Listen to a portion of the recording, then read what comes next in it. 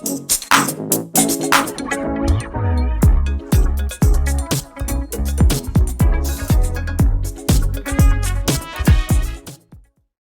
welcome back to the podcast, the Broad Street Review podcast. I'm your host, Darnell Radford. I'm still trapped in this box. I can't get out of here, but I can always invite people in. It's funny, you might see me out in the world, but when I'm not out in the world, I'm stuck in this box. But here we are, season 10. It is still season 10. It's the 23rd episode of season 10. Just to give you an idea, listeners, we would reach this point at the end of the season. And we're only halfway through. So get ready for many more conversations. Today, I am in the virtual studio taking a trip to Yellow Bicycle Theater, which is one of the newest performance spaces here in Center City, Philadelphia. Is located conveniently across from Love Park. And I'm here with the organizer, founder, collaborator, Joshua Crone. Joshua, welcome to the podcast. Thanks for having me, Darnell. I can't remember when I first spoke to you. I think you called when I was at Theater Exile, and I answered the phone, and I was in a mood to answer questions that day. So we had I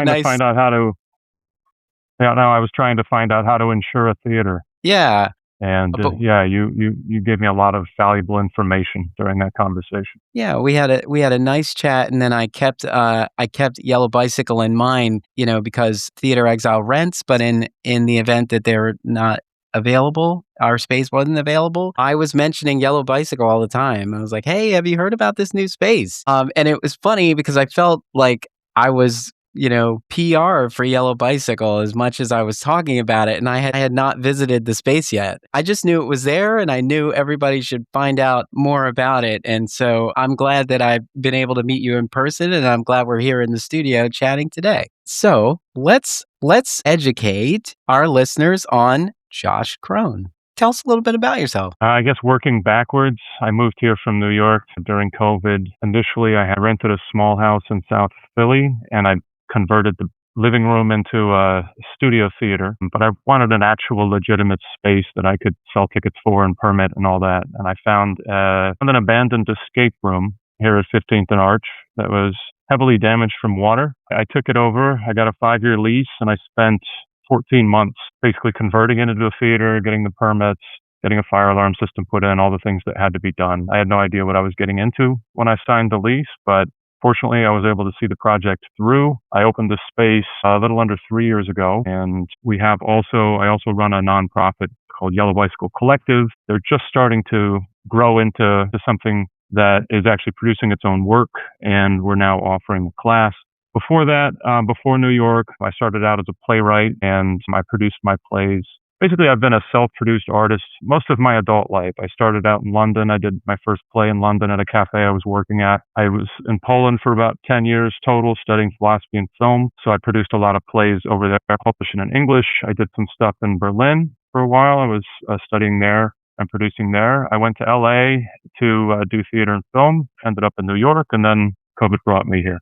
So that's kind of the overview. It's been a lot of travel. Yeah.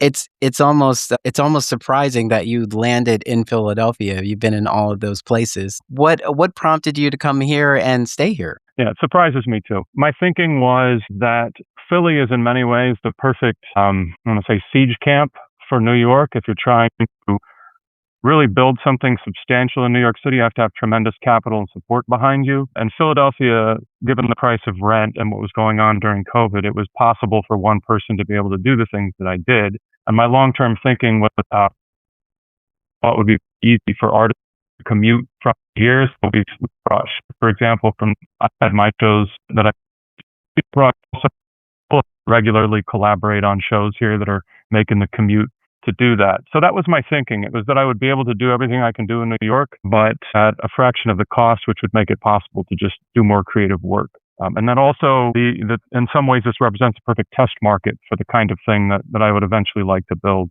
in New York, to run my own Black Box theater. So I kind of make all the mistakes here in Philadelphia, and then I can expand into New York. That was the thinking. Yeah. What happens if you make these mistakes and they aren't mistakes? You're prompted to stay here. No, I want to stay in Philly. I think this is always going to be the base of operations, but I think it's eventually the idea is to expand into a network of small theaters that send their shows back and forth. We do group, like a festival. I already do a few festivals, but like this one behind me here in the green poster, Unicycle, it's a solo show festival. To have something like that where different spaces are producing work in cities like New York and LA or smaller towns, and then also some things in Europe because I spent a lot of time and did a lot of work there. But no, I don't think I'm ever going to leave Philly in any final way. This is also a great place to have a big space. If what I'm doing grows, for example, we're not currently wheelchair accessible, but it would be great to be able to either move into a space that is, or to somehow, for example, there's a cafe downstairs. If we had the budget for it, we could probably take that over or put an elevator in there. There's any number of things that are possible if the business does well. So that's the long-term thinking. Yeah. You pointed out Unicycle and Solo Play Festival. Are you seeing, now that you've been here for a while, have you been seeing, is there more of an interest in certain types of play production? Are you seeing more solo artists who have, one-person shows, or are you seeing more like development that's happening, larger productions? Like what has been the makeup that you've seen in your space? The reason that I started doing that festival is because I was responding to what renters were approaching me with. And that might be because of the nature of this space. It's a 17 by 19 foot stage. There's 3 exits. It seats up to 50. So it's not a huge space. And by New York standards, you could do anything here. And I've done anything here. I've had 16 actors crammed into the backstage, and we've done a play that, you would think would require a lot more space. But I think the assumption is that because small, more suited to smaller casts. So we've had mostly smaller cast productions, a lot of solo shows. And then the other thing about solo shows is that it's so difficult to get a group together these days and get people there's just so many things going on. There's health issues that a lot of people are having. It makes it difficult to reliably commit to having a large group put something on and see it through. A solo show is a safe bet for an artist that really wants a showcase for their work. So I think there's more and more of that sort of thing now. Yeah. So a lot of arts leaders have been thinking about, the makeup of our community and this, as we're still calling it, like this side of the pandemic. What has, in terms of the pandemic in our rear view, so to speak, what has been the viewpoint for you as you were getting this space off the ground and going into more organized regular programming? So my general observation has been that the pandemic killed a whole lot of things, and not so much the pandemic itself, but the response to the pandemic. So, for example, when I was in LA it was about 2.5 years, every single theater that I did a play at is now closed. And I can think of 3 off the top of my head, and they're all gone. And they were wiped out during the pandemic. They couldn't sustain a prolonged period of not being able to do what it is that they do to stay open. And they were struggling before that anyway, because theater just isn't a money-making enterprise. So in some sense, the pandemic was kind of the last nail in the coffin for a lot of smaller arts organizations. And what's rising from the ashes now is a lot of the same people, but they're kind of regrouping. They're thinking smaller, like, for example, with this space, I was thinking, well, what happens if there's a lockdown? What happens if they reintroduce certain measures and things like that? How do I survive? How do I make sure that the business doesn't go under? So I think the people that are staying in business or that are reopening or starting new ventures have that on their mind, how to survive in the event that something like that happens. I was in New York when it hit. My career was doing really well. I had a show lined up, Split It Theater for the New City, in August it was the 60th anniversary of the bombing of Hiroshima. So it was a play I'd done about Hiroshima. I ended up opening that here a few years later. So under this umbrella of Yellow Bicycle, it seems like there are multiple hats there to sort of catch all of your creative pursuits. Can you talk about some of the programs that you created at Yellow Bicycle here in this space? I guess one that comes to mind was there was no real planning behind it. I just saw when UArts closed, like so many other people, I was very surprised. And so I was on my way to a painting job one day on Broad Street, and I saw all the students out protesting, and I thought, well, what could I do? And I offered them use of the space for free for a month. So you can see it, like this one here, UArts at the Bike. It's one of my favorite things that we've done here. They did an open mic for students that as far back as like 20 years, there were some people that participated in that had graduated from UArts. It was a really nice experience, almost like a talent show. So they did that. The highlight for me was the animators showcase because UArts had an amazing animation program. So all the students of animation put together, and some former ones as well, put together a really nice showcase of their work, and we did Q&As and had some really great discussions about what UArts was, what the program was like for animators, and just about the animation industry in general. There were also 2 readings. I'll have to look back to remember what they were. There was a Summer of '69 and Yellowface Support Group, I believe was the other one. So those 2 readings went on. So that's an example of something that was fairly early on in the history of Yellow Bicycle, if it's far enough along to even use the word history. Something else would be, did you go to UArts or not? I can't remember. No, my partner went to UArts. I have connections to UArts, but not as a student. Okay. It was ultimately what brought me to Philadelphia.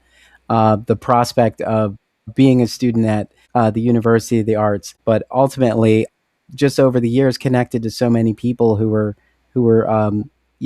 either faculty or students at UArts, and over the years, Theater Philadelphia and had Barrymore receptions in Hamilton Hall, and then other organizations as well. So I feel like I was in that space enough, and I feel like a lot of people in the community were in that. We had reasons to be in those spaces, so it hit everybody. It was a gut punch, when that came out. Yeah.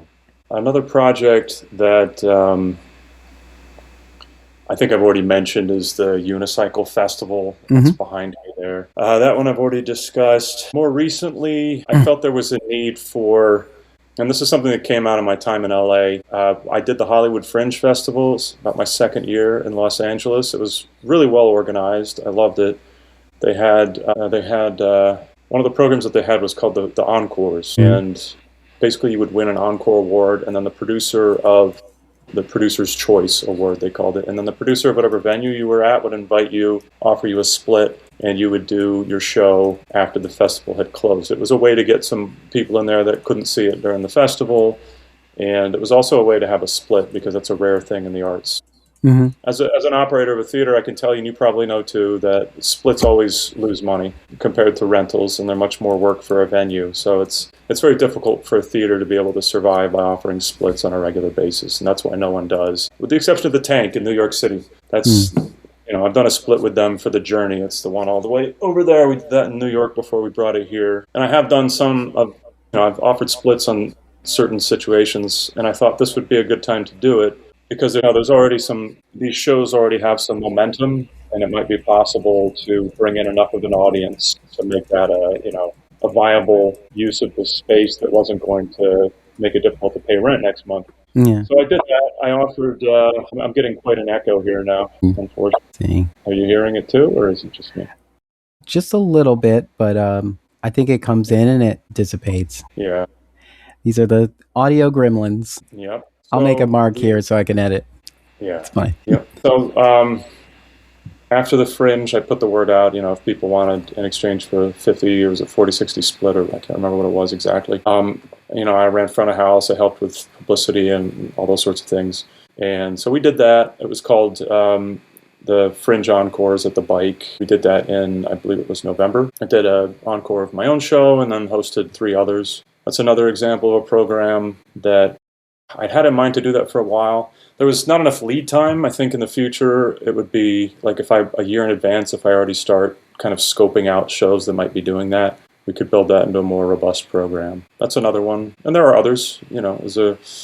I do a lot of rentals here, a lot of parties. Like, for example, this was a great one. It was Denver's Black Ass Badass 40th birthday movie spectacular. It was like a blaxploitation themed 40th birthday party, and they screened Black Dynamite, which I hadn't seen, and oh my god, that's about the funniest movie I've ever seen. Yeah. And it was just a great experience. So the space has become popular for that sort of thing too, and we do some corporate events. The idea is to sort of strike a balance between things that keep the theater open and things that serve the purpose of the theater being open. Yeah, absolutely. So, and I know you've produced your own work in this space. Are you thinking about it in terms of like crafting a season, or are you just going to produce work as it comes with the flexibility of having your space available to others? It's so difficult to plan when you're first struggling into existence as a small venue that it's always just been see when we're in a position to produce another show. Now that I've started really emphasizing, I just didn't have a lot of optimism about my chances with fundraising as a nonprofit. My approach from the beginning was, because I did this whole thing myself. I did the work. I went way into debt doing it. And my feeling was that I should be able to make this work so it's a single member LLC at this point. It's a conversation that's interesting because artists need to if they're really going to try to make a living in the arts, they need to find some sort of business angle, either that or they need to get very good at writing grants. And I wanted to be the business success. So I went that route and found it to be extremely difficult. I did manage to survive, but I am seeing that the longer you're open, the more name recognition you have, the more likely it is that you're going to be able to actually attract those grants. So I think starting out for profit and just showing that I'm able to follow through on the things that I say I'm going to do has helped me qualify for some grants that I probably wouldn't have gotten if I had just been a theater company without a space, for example. So I'm starting to expand more in that direction. We've just welcomed a couple new members onto the board of Yellow Bicycle Collective. We're about to offer this, really the first formal training that we've offered. That's happening now thanks to a grant from the Howley Foundation and also Creative Philadelphia. That's great. Knowing that it was hard for you or it was a challenge for you starting out to get information, as you were rehabbing your space and getting it ready for the public. Have you thought about all of the things you've learned and how you can share that information in some organized way? Because I'm sure there's other people who are like, I saw a venue and I dream about it. I walk past it many days, like fully fleshing it out in my head. And then, before I could strike, it was sold or, the space was occupied and I missed my opportunity. Yeah, before I got this space, I put in offers on a few others. One in New York, and it was called the Actors Hotel. One in South Philly at this place, and it was like a Minuteman. It used to be a Minuteman printing down across from the library on South Broad. And the board, it was like a consortium of investors, and they turned it down because they didn't want a theater, and the space is still vacant.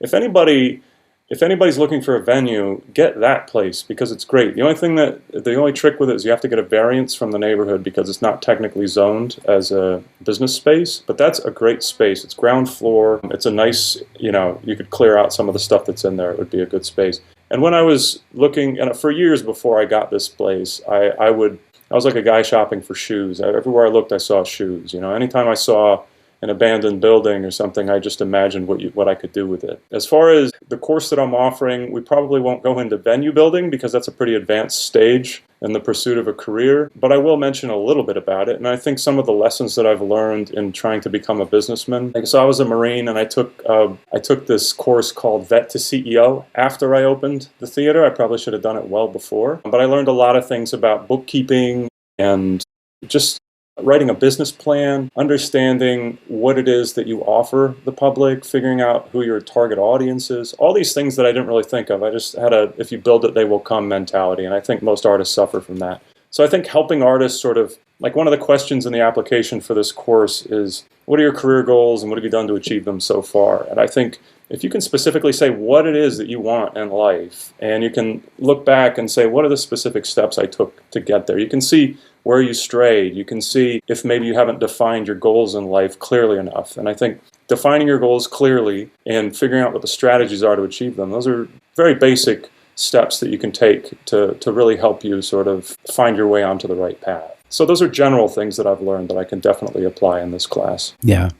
Now that you're at this point, have you looked back on the journey of getting here and said, if I knew this, I would have done this part different? Is there anything specific? I'm sure there could be like bits, minor little things, but is there something like, wow, that right there would have changed everything for me? Well, I can, and this is not going to help anyone else. Actually, when there was I forget the name of the artist that runs the Broken Mirror studio. Do you know who that is? Name escapes me at the moment. Well, he posted something on the listserv about a space. He was looking at a space. So I just sent him an email with a list of things to look for and to think about. And the main one for me was go to licensing and inspections and see what exactly that space is permitted for. That's something I didn't know to do.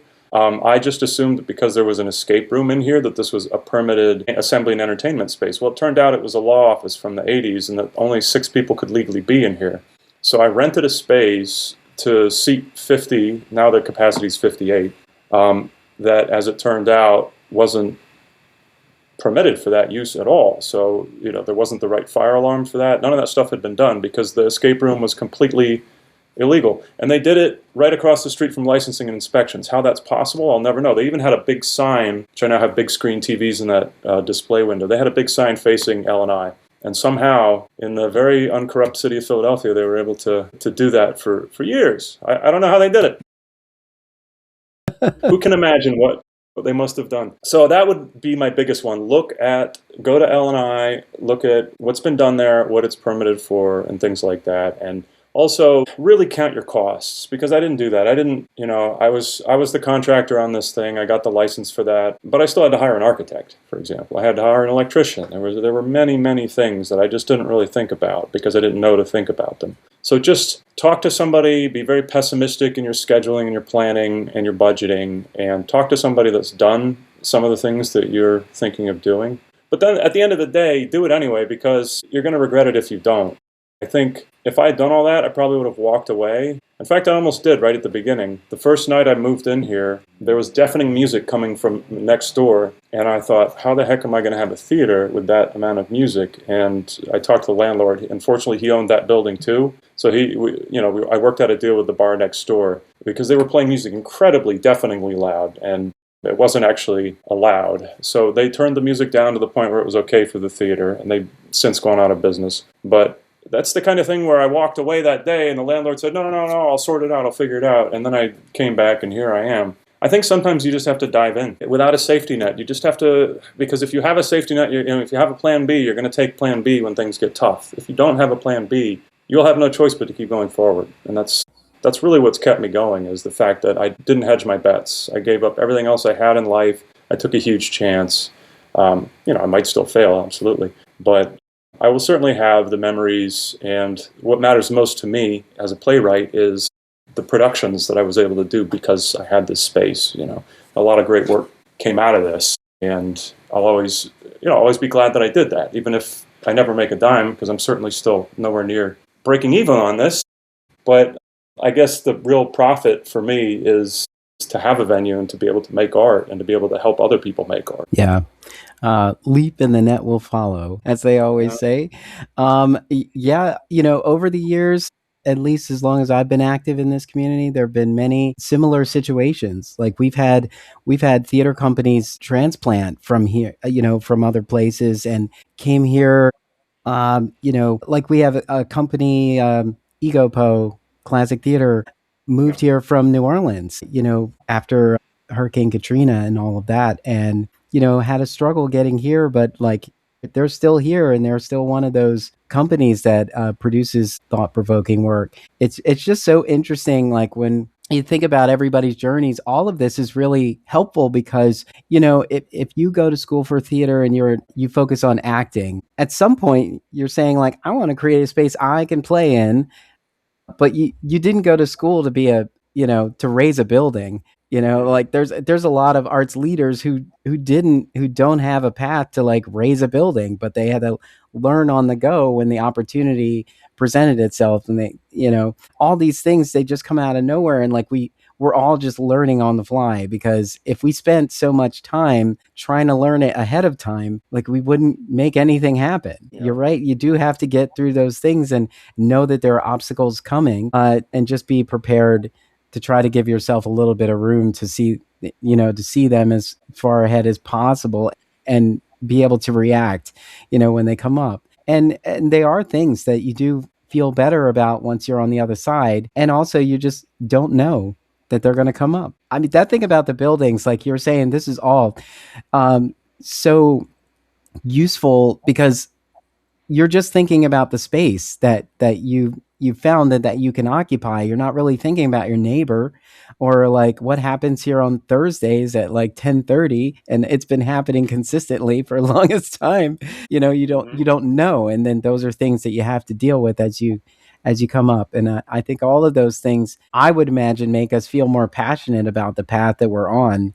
And I handled that. Like, what else can I do? Like, what else will come my way, and I'll just tackle that too. I think that all of this is great to hear because there is this mindset that it's either easier than it may seem, or it is so hard that I wouldn't even consider pursuing it at all. And knowing that there was a path and obstacles along the way, I think is encouraging for people to say, perhaps this isn't something I should just give up on. Perhaps it's like hearing interviews like this and knowing that they can reach out to you. Perhaps it's something they might see in their neighborhood. There's a space that they can occupy and move forward on. So we never know, but we just hope that everything we're putting out into the world is going to be enough to help somebody else move in a space that was a little bit challenging for us. A simpler start is the one that I had in South Philly, and that's what brought me here. I actually came here to meet with a stop motion animator. I was living in a cabin in the mountains during COVID, and I wanted to possibly work with him on a film that I was in pre-production for. I came here to meet him. I went to get the yellow bicycle fixed at Via Bicycle on Broad Street. It's a great vintage bike shop run by this guy with a Dali mustache named Curtis. He can fix anything. They're phenomenal there. And so I went to get my bike fixed there, and this guy rolls up. This Irish guy named Fergie. He had a bicycle that he was going to get fixed. He runs Fergie's Pub and the gym and a bunch of other bars here in Philly. And Curtis introduced me to him, and Fergie said, "Hey, why don't you rent my house in South Philly?" So I had this house for rent, and I said, "Well, can I build a theater in the living room?" He's like, "Sure, why not?" And that was it. That was all it was. I didn't even plan to move to Philadelphia, but when he showed me the house and I saw the possibilities, and I had a landlord that was going to be cool about stuff like that, then all it took was some black paint and some $30 par cans from Amazon and a couple of dimmers, and I had a little theater, and we did real things in there. It was a little commune for a while. I invited people to come stay there, and we did work, and I was teaching a class. It was a whole thing. And basically, I was paying the same rent I would have been paying for any other house. It wasn't that bad, and I split it with the people that were living there. So there's so many ways to get started. And I think looking back on that, like if you get a group together, I think the thing I would do if I were doing it again is I would get a core group together of artists, build it slowly, and then, for example, if it's a nonprofit, then find the building once the nonprofit has an established income and a proof of, a bunch of projects that are successful. The reason I didn't do it that way was because, I'm 50, and at some point, you just have to do it. And I didn't want to wait and try to build a group in a city where I was completely new and I didn't know anyone. If it had been New York, it would have been different. But for young people out here that have been here a while and have students that they went to school with and people that they work with, if you have a group, find any kind of space. Live there, split the rent, convert part of it into some kind of performance space. And then once that starts getting popular and you outgrow it, then find a space instead of just diving in. That's the other, maybe the incremental growth approach might be a smarter path to recommend to young people, I would think. Absolutely. Over the years, we've lost the smaller 50-seat houses. There were several of them that companies who were growing could rent, and it felt like we sort of owned a theater for the time that we were in that space. I remember some of our listeners will remember the Shubin Theater off of South, it was on Bainbridge, like 4th and Bainbridge. That was a place that many small productions called home for a long time. And the Walnut Street Theater had the Studio on 5 that was a 52-seat house that was like that too. And the mindset of renting those spaces was, I want to grow out of this space. I'll produce here until I grow out of this space and then look for something greater. And as those spaces became unavailable, it was a little tough because there weren't spaces that small anymore. Like I even think the Bluver over at the Drake has a larger capacity than that. It might be hard for somebody who's starting out to take over a space where they know that they're not really going to fill it. That's true, and that's the nice thing about this is 34 seats unless you bring in stacking chairs to get the 19 by 17 stage. In my experience, if you're doing a fringe show, 34 is a good night. And I think, it can be daunting. Like, we just took the show that I did here at the Fringe, A Marine Walks Up to the Pearly Gates. We just took that to D.C. for a free performance for the 250th Marine Corps birthday. It was a 258-seat theater, the Atlas Performing Arts Center. We did not have 258 people in that audience. I mean, we're not from D.C. It was still a great show, and we had like a good-sized crowd. But the amount of rent that we had to pay, because DC doesn't have hardly any black boxes, it seems like the situation's even worse than here, because I looked around a lot. There's a really high barrier to entry when you got to pay that kind of rent just to get a show for one night or something like that. So what I've been trying to do here, and I've tried different approaches here at the Bike, was to create a kind of a do-it-yourself space where it feels like your space when you're here. You can let yourself in with a smart lock. Everything's super easy to run. The lights run on QLab. It's very simple to program it.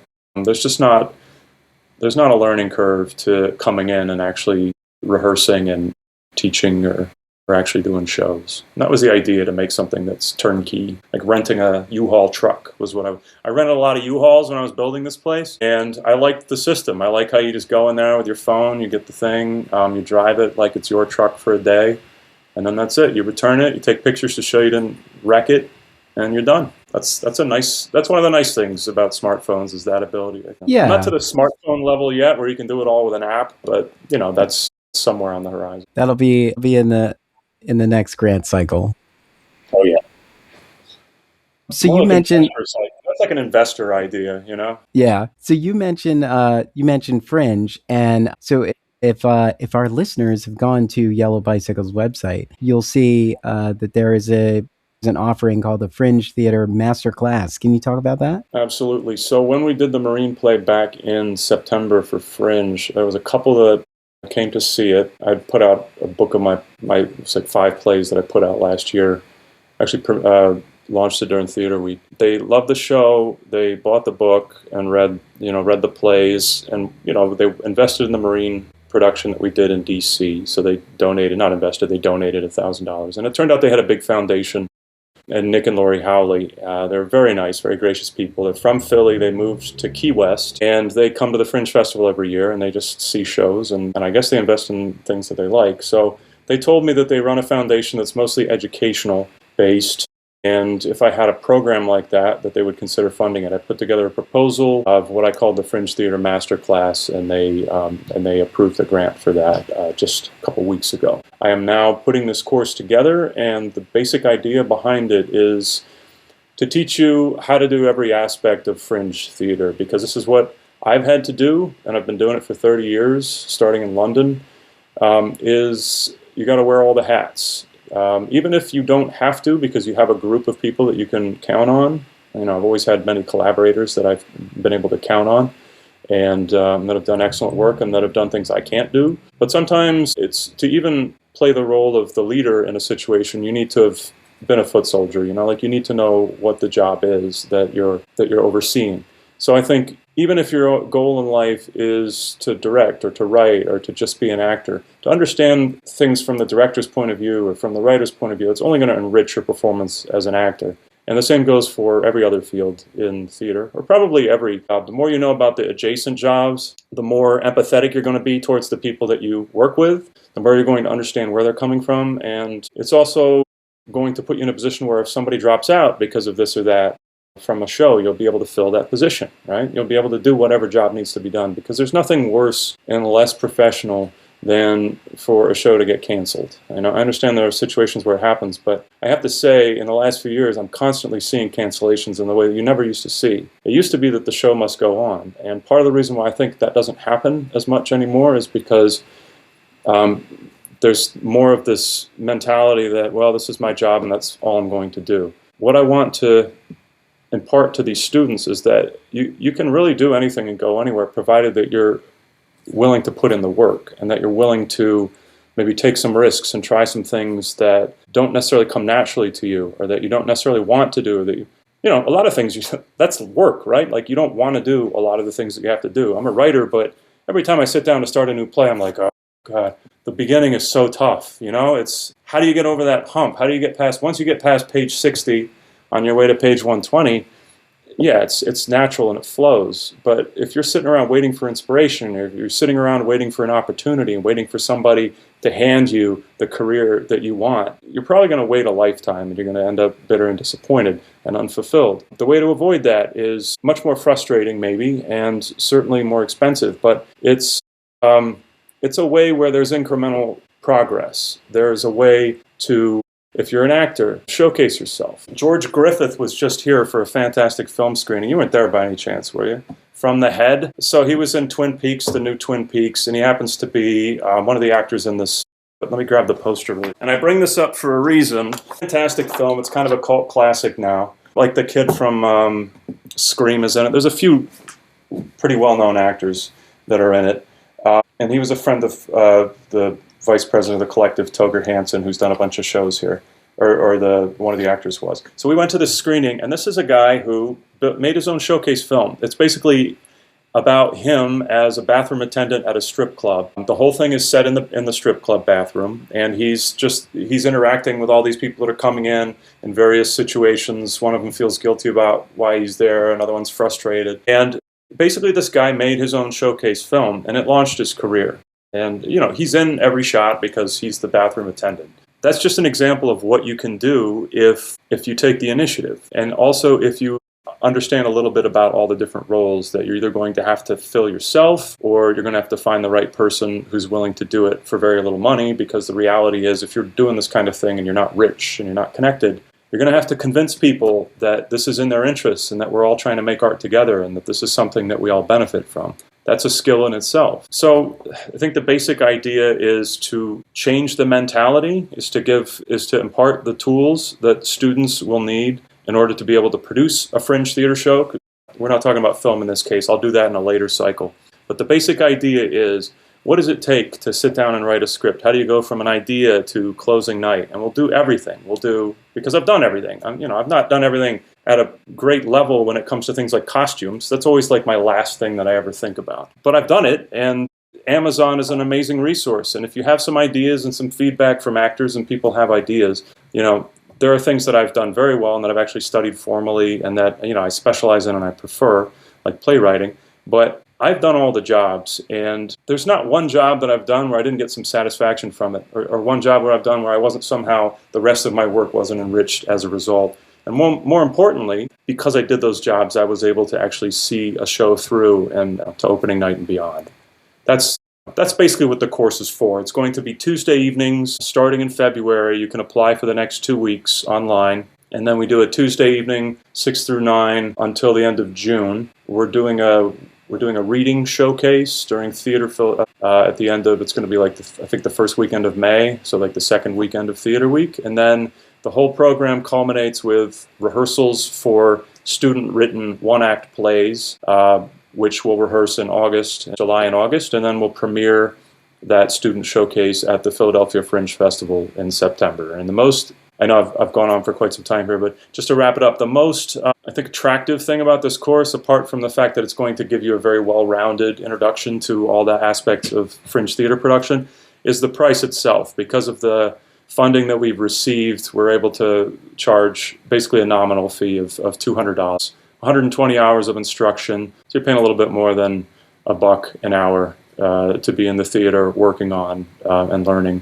from people that have done this. And there'll be other people teaching in the program as well. So that's the Fringe Theater Masterclass. That's really cool, and that's a great offering. I'm sure there are many people out there thinking, how do I get started? And a masterclass like this would be a great way to move in the direction that you want to go.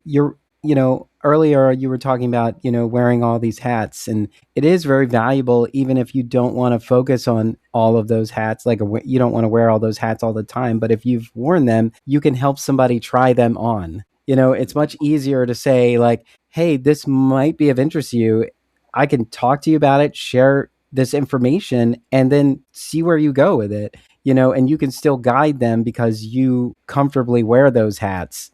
And we get a lot of our knowledge in this community from people who have just been doing it for so long, who have picked up like who have gone through like unconventional situations, who have been like, you'll never believe this kind of stories. And all of that stuff becomes so valuable because they're just like, wow, that unique experience that you had really opened my eyes to a lot of things.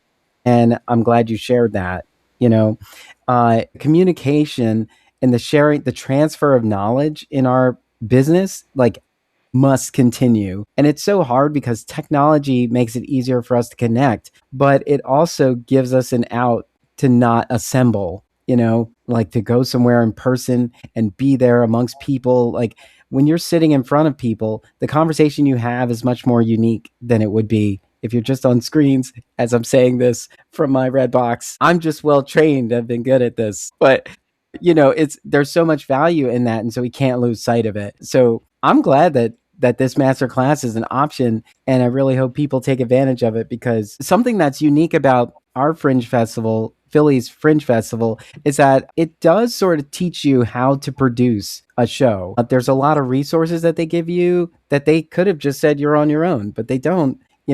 Over the years, there are many artists who have, through their participation in the Fringe Festival, knew how to engage the press, knew how to go after insurance, whether it be event specific or full on liability insurance. And like once you have those things, your company year round, you're going to get liability insurance instead of getting just event insurance. You'll be covered for the whole year. Now you do more work and not just have the festival. Those are things that you learn in that process as you're weighing out the options of things that you can do. And it's also very clear, like, you shouldn't be focusing on just doing one show. This is the one thing you want to focus on now. But once you do this, you're going to have the foundation of, okay, now repeat most of this and do it again. You'll be able to do it again. And so I hope people always keep that in mind. You might spend a lot of your time on one thing that you want to do, but it's going to spawn many other ideas that you'll have and keep going. And, having the foundation and communication of offerings like this master class and workshops and training and all that really set you off on the right path. Yeah. The goal to me, and I guess you have it too, is a life in theater. I love the theater. I mean, I've done film, but there's just something wonderful when you get a group of actors together and you're working on a project, and it's the only thing I compare it to is being in a fighting position with another Marine or something like that. There's this camaraderie you get, understanding of each other, this shared goal that you're really working hard towards, and this feeling of satisfaction when you achieve it at the end. It's just a wonderful cyclical experience when you can get a group of artists together and you start doing that on a regular basis. And that's always been the goal for me. And it's been achieved to some extent. I'd like to help other people achieve it, and I'd like to bring them into the group that we're forming so that we can achieve it together, and that we can do it because we have the skills. We have like a shared skill set and a shared vision. Absolutely. Before we part today, let our listeners know how they can engage with Yellow Bicycle and the programming that you have coming up. Absolutely. When I first opened the theater, I was averse to social media. I was going to avoid it altogether, but obviously that was never going to happen. So I ended up going on Instagram and worked hard to build a following. Our Yellow Bicycle Theater, at Yellow Bicycle Theater on Instagram. We don't do much on Facebook, nothing on TikTok yet, but Instagram is really where we post things. We have a website for the theater, that's yellowbicycle.com. And then yellowbicycle.org is the nonprofit. You'll see the ad for this masterclass on all three of those channels. And then we also have a YouTube channel at Yellow Bicycle Theater where we posted our most recent documentary. What we did when we did the DC performance of Marine was I had myself and another actor filmed. We had 2 cameras going. We filmed a making of, and then we had 2 cameras for the performance itself in Washington, and I cut all that into a documentary, which we premiered at the Fringe Encores. So that's a good example of the kind of work we do here, because it shows the group working together on a project, and then we see the actual project. So it's about a 2-hour thing. 25 minutes is making of, and then it goes into the actual show itself, so you can see the whole show.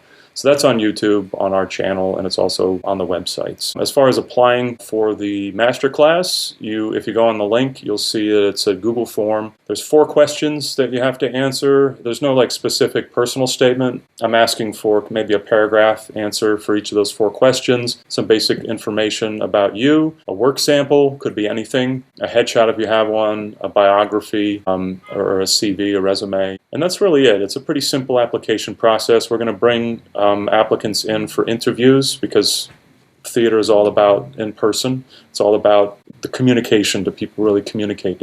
Is there a reaction is there an interaction that feels like there's potential for growth and cooperation? So I always felt that's important. I know, without going on too much of a digression, I've never been a fan of online casting. I've always felt like, and I get a lot of, especially younger actors, that they ask me, can we audition for the play remotely because we're out of town? And to me, it's just so important that the actor come in and see the space themselves, for them to even see what it is that they're getting into, and that we see how the actor performs in a space. Do they hold the space? Do they command the stage? These are things that you can't get in a self-tape video. So we'll be bringing the actors in, or the applicants in, for an interview and an audition if acting is what they're focused on. And that's all happening at the end of this month, and then we start the course February 10th. All right. And that's a good place to leave it. Joshua Crone, thank you so much for taking the time to chat with us. Everybody, it's Yellow Bicycle Theater. You can go to yellowbicycle.com and you can visit the space. It's at 1435 Arch Street on the second floor here in Center City, just across from Love Park. You'll find out about the masterclass, the Fringe Theater Masterclass, which is pretty much, it's on the front page. And find out what's going on at Yellow Bicycle. I guess one of the newest venues here in the city. And they're doing great work over there. So Josh, thank you so much for taking the time to chat with me. It was truly a pleasure. Thank you, Darnell.